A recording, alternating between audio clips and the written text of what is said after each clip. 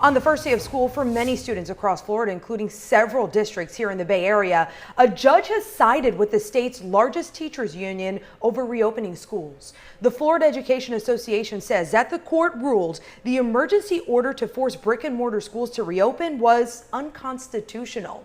The court struck the wording saying must open and instead left wording saying those decisions were left up to local leaders. Education Commissioner Richard Corcoran just sent us a statement on the judge's ruling, reading in part, quote, "We are 100% confident we will win this lawsuit. This fight has been and will continue to be about giving every parent, every teacher, and every student a choice, regardless of what educational option they choose. If you're one of the 1.6 million students who have chosen to return back to the classroom, a parent or a classroom teacher that wanted to educate their student in person, we strongly encourage you to call the Florida Education Association and tell them to drop this frivolous lawsuit."